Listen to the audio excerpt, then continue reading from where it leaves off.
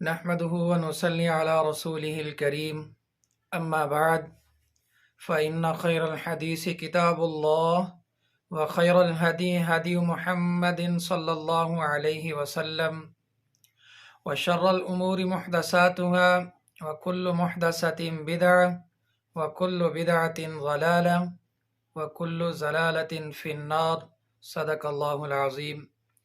میرے واجب الاحترام دوستو، بھائیو، بزرگو، السلام علیکم ورحمۃ اللہ وبرکاتہ۔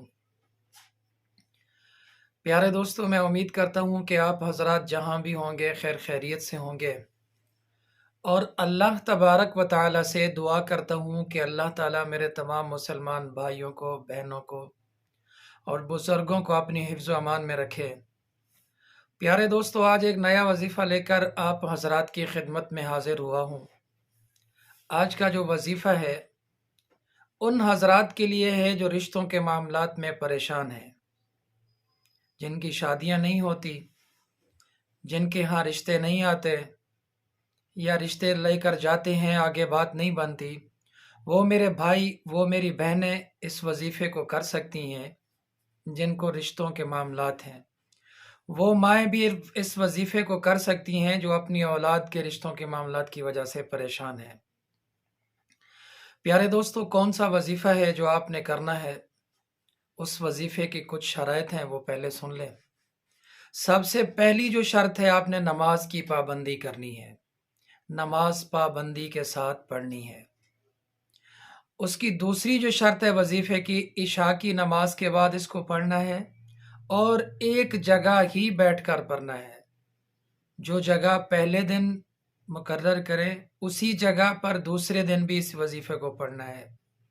کمرے کے کونے میں پڑھیں، یا مسجد کے کونے میں پڑھیں، یا بیٹھک میں بیٹھ کر پڑھیں، کہیں بھی آپ نے اگر اس وظیفے کو پڑھنا ہے تو ایک جگہ مقرر کرنی ہے۔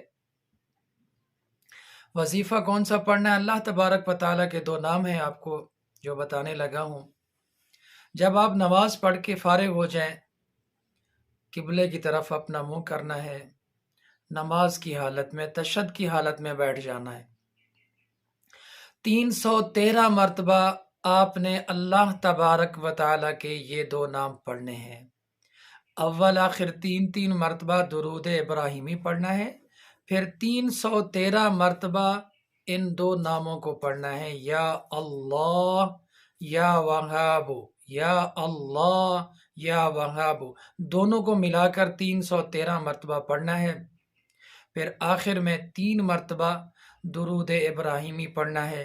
7 دن تک آپ یقین کے ساتھ اس وظیفے کو کریں تو انشاءاللہ میں امید کرتا ہوں کہ اللہ تبارک و تعالی رشتوں کے مسائل کو حل فرما دیں گے۔ پیارے دوستو، اپنی دعاؤں میں یاد رکھنا۔ والسلام۔